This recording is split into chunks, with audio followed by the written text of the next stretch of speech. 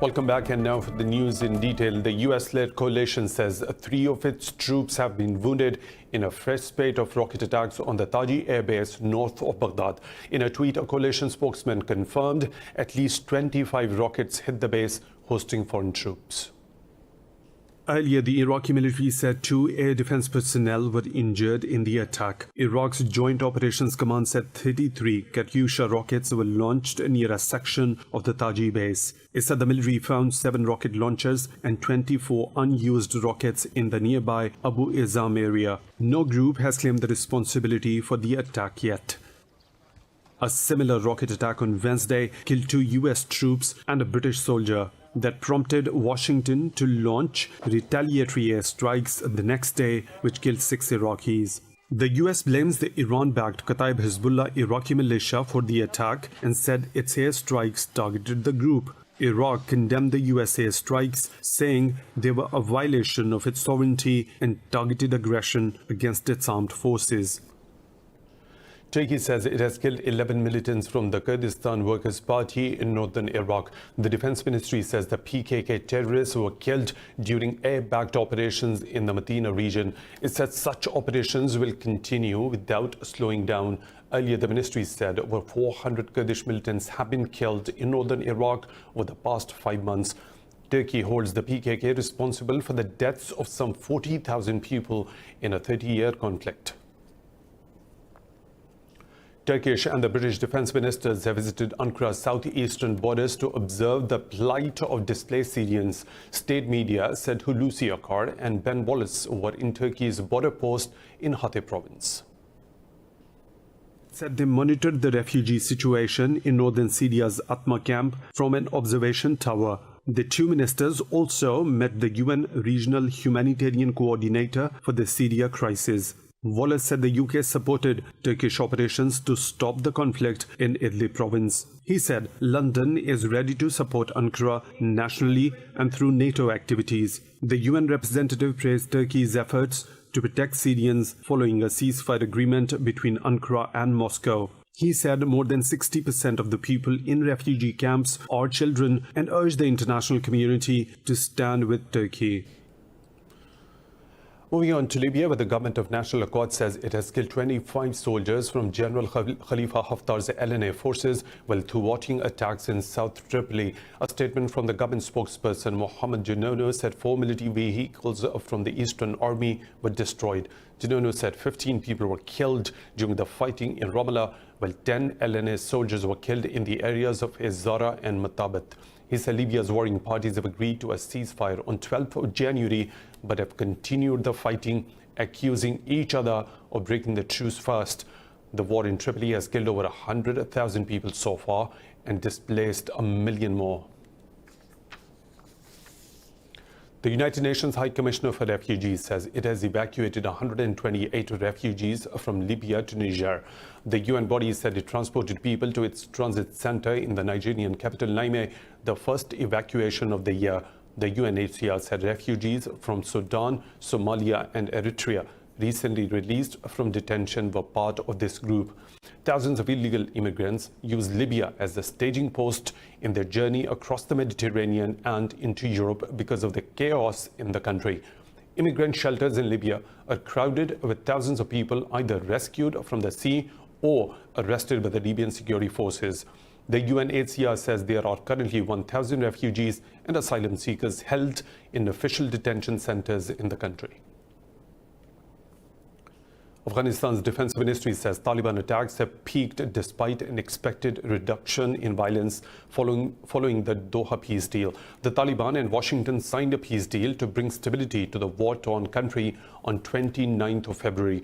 The defense ministry says the Taliban have carried out 95 attacks on the security forces outposts in 10 provinces over the past 48 hours.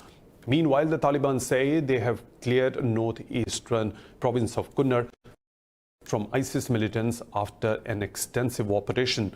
In a statement, the group said ISIS militants took refuge in the province after the Taliban started operations in the rest of the country last year. The statement said dozens of ISIS militants and leaders have surrendered during operation across the province. In Afghanistan, plans for the release of Taliban prisoners have stalled over disagreements on the number of detainees and the guarantees that they won't return to fighting.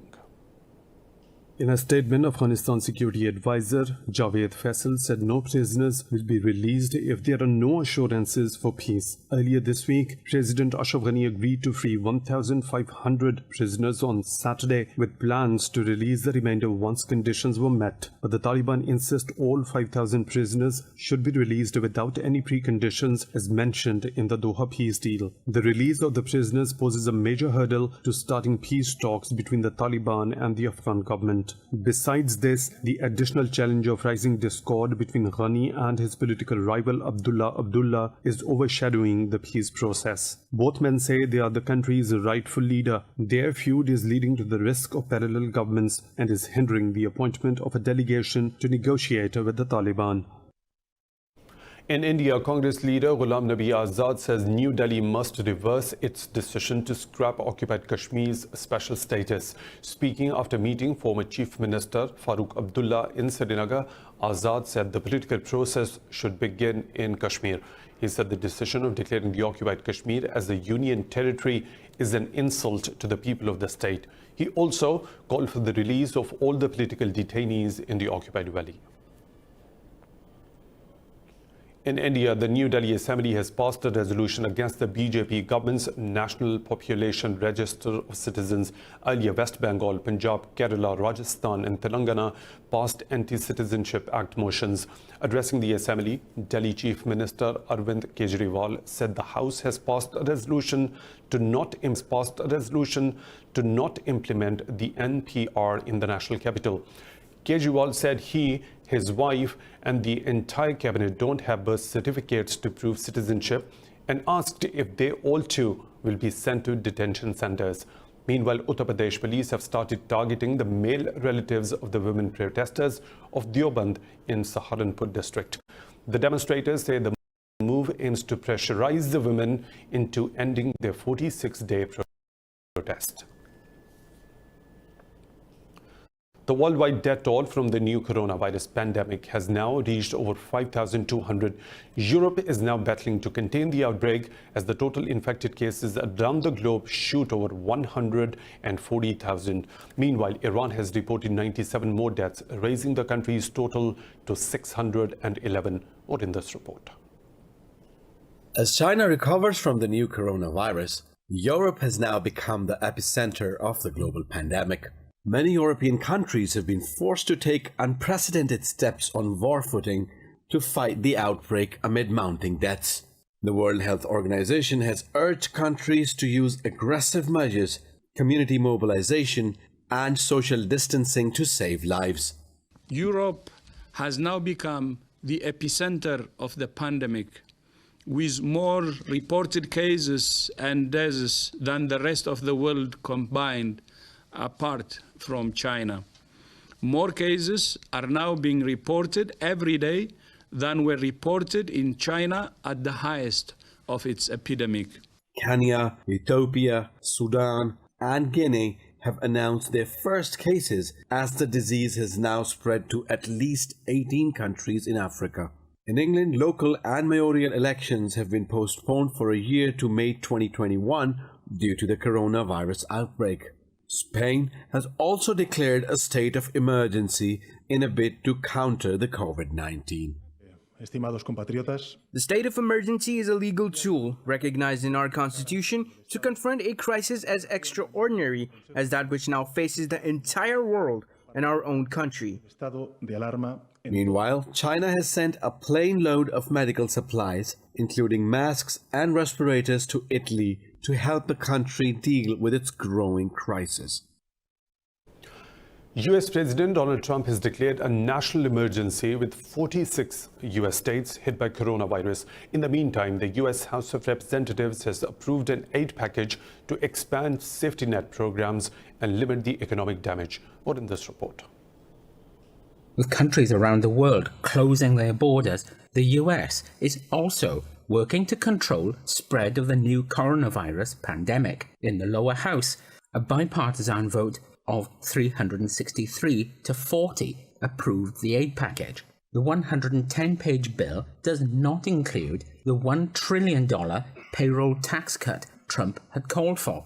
Trump said the US will build up its strategic petroleum reserve to help energy producers struggling from the drop in prices. Speaking in Washington, Trump said the move will open up $50 billion of government funds to assist states, territories, and localities.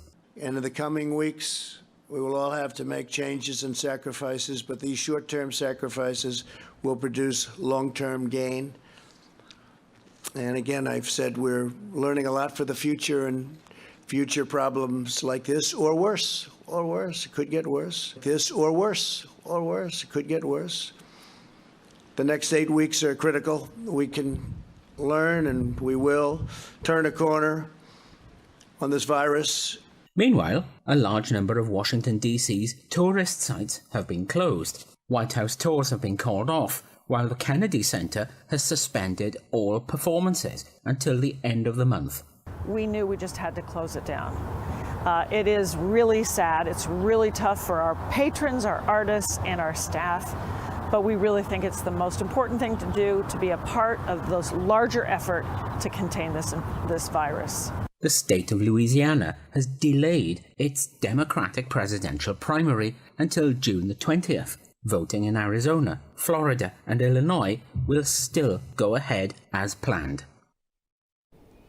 Meanwhile, as the coronavirus continues to spread, countries with the most cases are reporting more recoveries than new infections. The World Health Organization has estimated the virus only has a mortality rate of 3.4%.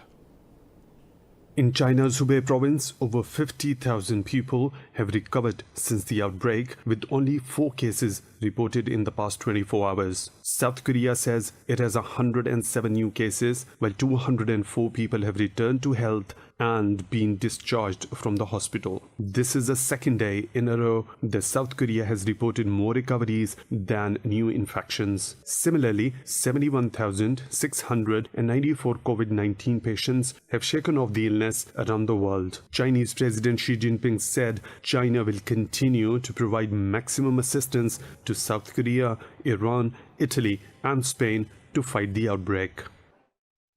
The World Health Organization's representative for Pakistan, Palita Gunaratna, has lauded Islamabad's efforts in tackling the coronavirus. In an interview, Gunaratna said Pakistan has come up with one of the world's best national response programs against the pandemic. The official said the government of Pakistan is implementing its plan against the disease very effectively. Meanwhile, Pakistan has positively responded to India's proposal of a SAARC video conference on fighting the coronavirus. The Foreign Office said Islamabad has communicated that Health Advisor Dr. Zafar Mirza will be available to participate in the video conference. Earlier, Indian Prime Minister Narendra Modi called for coordinated efforts by SAARC countries to deal with the COVID-19 pandemic. The coronavirus pandemic has also affected the aviation industry and major sports events around the world. We'll give you the details in business and sports segments right after a short break. Stay tuned.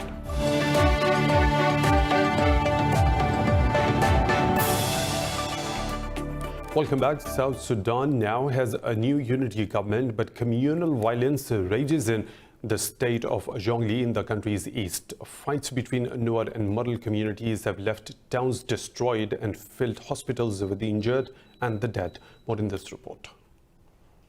Gorbangacho is waiting for surgery in South Sudan's capital, Juba. Rival herdsmen attacked his group while they were resting, just as they prepared to raid cattle themselves. Different communities are fighting over land, livestock and revenge, a separate conflict from the 6-year civil war that has just ended. 3 of Korba's companions were shot dead. The 20-year-old was lucky to survive, though seriously wounded. I was shot in the shoulder and passed out. When I woke up, I had been shot in the thigh and then later in the leg. 3 members of our team died and 6 had serious injuries. Korba was airlifted from the eastern state of Jonglei to this military hospital, which has a special ward run by the International Committee of the Red Cross. The injury on the chest, it might go into the lungs, it might cause bleeding into the lungs, and if it's on the left side, it might even hurt the heart, and they might die instantly. After months of talks, President Salva Kiir formed another unity government with his rival Riek Machar in February. Almost 400,000 people died in their struggle for power. But as the war wound down, last year the number of gunshot patients spiked by almost 20% in International Red Cross clinics across South Sudan. The vast majority of the patients that we treat here are patients who've suffered gunshot wounds, and they're either involved with the ongoing conflict or just with general violence that exists. Meanwhile, the clashes show little sign of ending. Political peace may have come to South Sudan, but the road to peace between communities is still long. A Canadian woman and her Italian partner have been handed over to the UN peacekeepers in Mali after being kidnapped in Burkina Faso 15 months ago. In a statement, the UN mission spokesman said that the pair were found near Mali's northern city of Kidal. Areth Blaise and Luca Taketo went missing when they were traveling through Burkina Faso in December 2018. It is not known who was behind the abduction or if any ransom was paid. Security has deteriorated in recent years across Africa's Sahel region, where hundreds of civilians have been killed by the militias. Defying a ban on mass gatherings over coronavirus fears, hundreds of Yellow Vest protesters took to the streets in Paris on the 70th consecutive Saturday. The demonstrators gathered in central Paris amid the deployment of 2,000 security personnel. Forces fired tear gas to push back the protesters, but demonstrators say they would keep their movement alive come what may. The movement was triggered by a government's plan to raise fuel taxes. Paris votes in the first round of mayoral elections on Sunday. The city's mayoral office is the country's most high-profile job in local government. Interestingly, all three candidates are women, ensuring the position stays in female hands. More in this report. Months ago, the Paris mayor's office seemed to be within the grasp of President Emmanuel Macron's party. But LREM candidate Benjamin Gruweg's campaign collapsed after a sex scandal involving him emerged in the news. Since then, he's been replaced by Health Minister Agnes Buzyn as the party's candidate. I'm campaigning focusing on the first round of the election, and my aim is to come first in every district. My goal now is to really talk to the women and men of Paris about my program, which is thorough, which addresses their needs, and to show them what my vision of Paris in the 21st century is. Buzyn is campaigning on a centrist pitch but has struggled to close the gap with her rivals to the right and left. The current frontrunner is incumbent Mayor Anne Hidalgo from the Socialist Party. I am active on ecological issues because I realized quickly, first of all as a teenager, but then when I was a councillor before I even became mayor, the impact we have on our environment and the danger we expose living creatures and our own children to. Then there's Conservative candidate Rachida Dati, who was a justice minister under former President Nicolas Sarkozy. Her ratings have climbed unexpectedly in recent days, with some polls indicating she could win Sunday's polls. We are still here, more of us than ever, more determined than ever, propelled by a tide which is rising higher every day. They weren't expecting us, they didn't see our forces grow. All three candidates' campaigns are focused on climate issues, cleanliness, and crime. The elections come at a time when coronavirus fears are rising in Europe. As such, voter turnout could be low.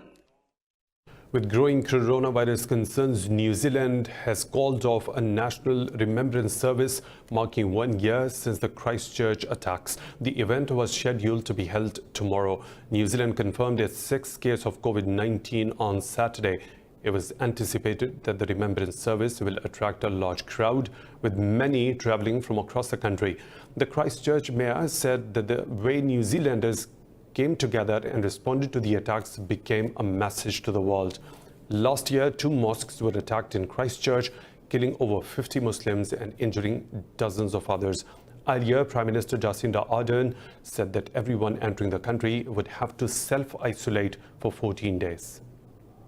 Ultimately, I know how hugely disappointing this is. I was intending, of course, to attend that incredibly important memorial, but ultimately, given that we had a number of people that we expected coming from throughout New Zealand and from different parts of the world to attend that event, the decision was made that in order to protect the local population and the local community's health, to call it off. Cuba has criticized the U.S. for its sanctions against a subsidiary of the Rosneft oil company working with Venezuela. Cuba's Foreign Minister Bruno Rodriguez tweeted that Washington's unilateral coercive measures are a violation of international law. Rodriguez called the sanctions a criminal policy against the Venezuelan people when the world is fighting the coronavirus. On Thursday, the U.S. sanctioned TNK Trading International, accusing it of sanctions busting on Venezuelan oil. In February, Washington sanctioned another subsidiary of Russia's state-controlled Rosneft for selling Venezuelan oil. Microsoft's co-founder Bill Gates has stepped down from the company's board. In a blog post, Gates says he wants to focus on global health and development and education and tackling climate change. Gates has also left the board of Warren Buffett's holding company, Berkshire Hathaway. He said Microsoft will remain an important part of his life's work and will engage with its leadership. But Gates said he wants to work on his commitment to addressing some of the world's toughest challenges. In 2008, he stepped down from his day-to-day role in running Microsoft. Forbes has listed Bill Gates as the world's second richest man after Amazon founder Jeff Bezos with a net worth of over $100 billion. With growing concerns about the coronavirus, the Fridays for Future Youth movement has decided to take its climate protest online. Activists from around the world have begun posting photos of them striking. Swedish activist Greta Thunberg has called on her fellow activists to move the weekly rallies online. Thunberg attracts large crowds of young and older people to protest against climate change. A growing number of countries is banning large public gatherings to stop the spread of the virus. Earlier this month, thousands joined Thunberg at a rally in Brussels. The movement is pushing for politicians to listen to climate scientists and take swift action against global warming. It has been a year since Cyclone Idai tore through southern Africa. The disaster claimed over 1,000 lives and displaced hundreds of thousands more. Mozambique is still struggling to recover from the catastrophe, with the UN warning 2 million people in the country need food assistance. More in this report. 1 year ago, Cyclone Idai decimated 700,000 hectares of farmland and caused damages worth over $2 billion. 6 weeks later, the same region was hit by Cyclone Kenneth, greatly exacerbating the situation. The people of this region are still suffering today. Cyclone Idai was the worst thing that I ever experienced in my entire life. Strong winds were blowing houses away. The rising floodwater level was drowning people. People were scared, people were running. And the destruction, I've never seen anything like it in my life. An estimated 2.5 million people continue to rely on humanitarian aid in Mozambique. This accounts for 10% of the country's population. Almost 100,000 people are living as internally displaced persons.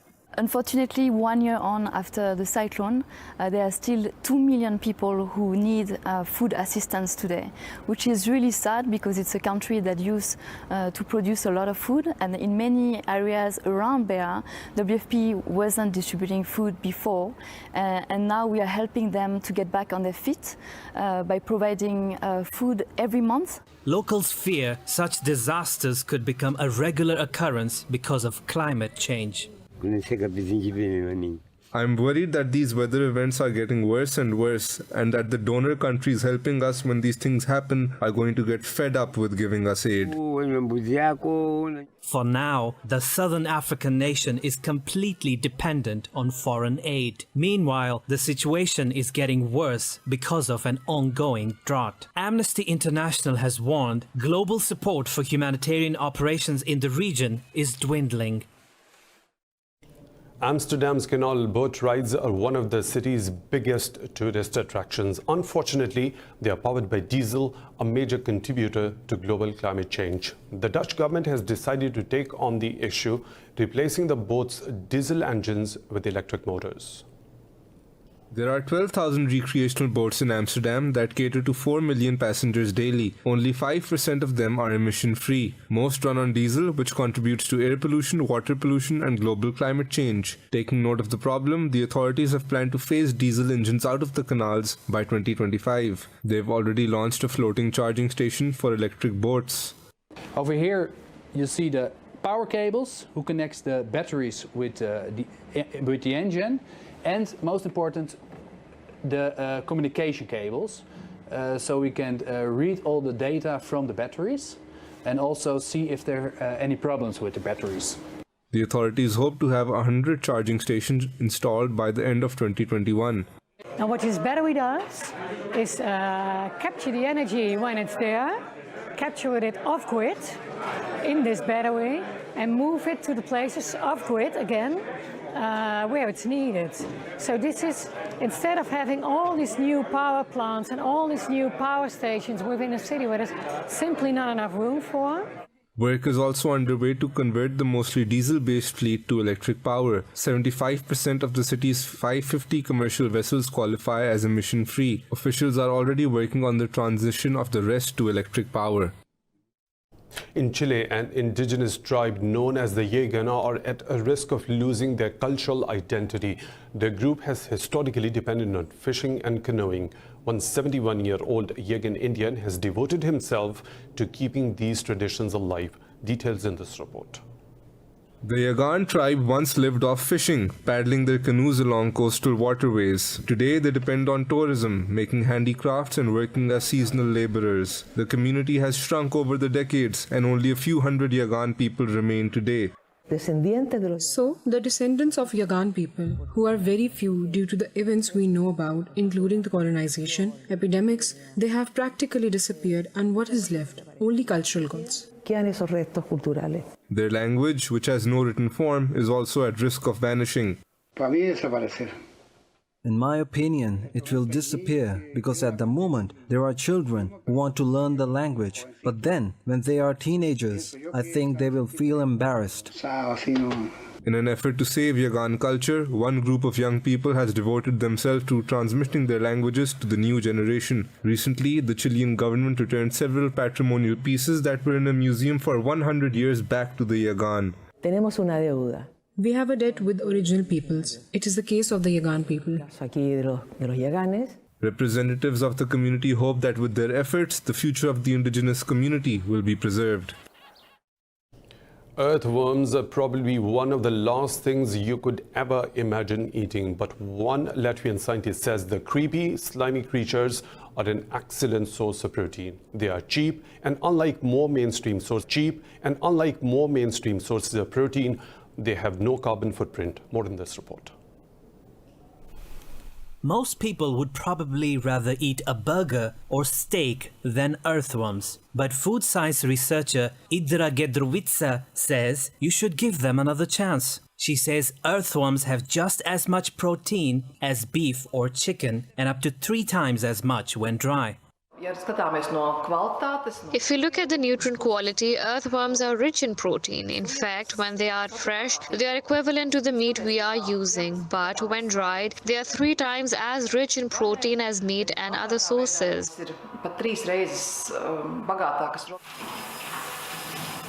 A single cow produces between 70 and 120 kilograms of methane a year, making the cattle industry one of the world's leading causes of global warming. In comparison, the amount of greenhouse gases produced by earthworms is almost nil. But whether people are ready to overcome cultural constraints and actually eat them is a different story altogether.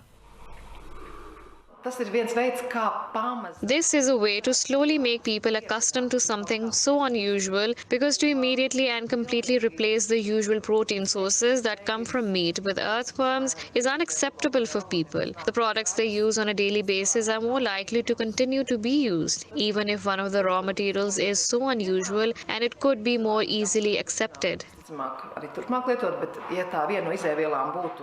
There is also other work that needs to be done. Jedrowitsa says more research is needed to make earthworms safer for people to eat. Until then, it is probably best to stick to chicken. It's time for a short break. We'll be right back. Stay tuned.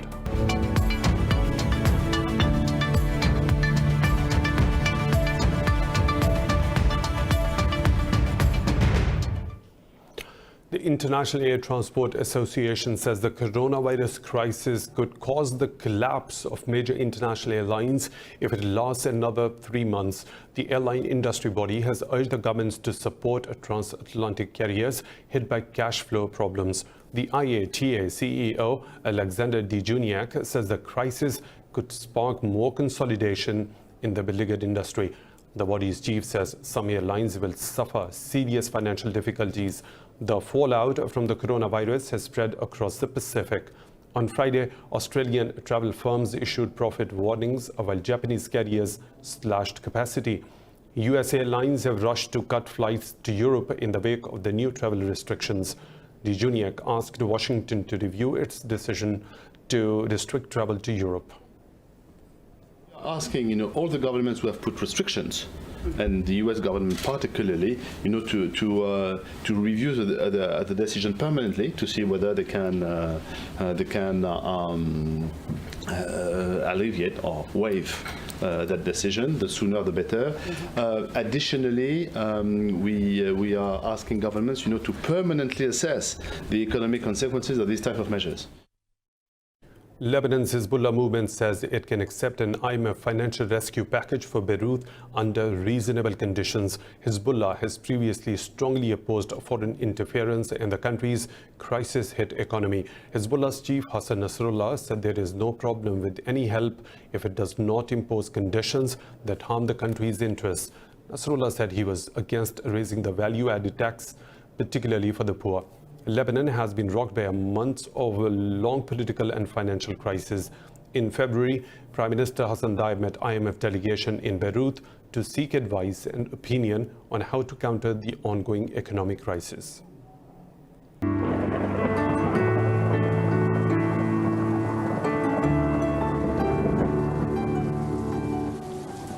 And now the weather situation from around the globe.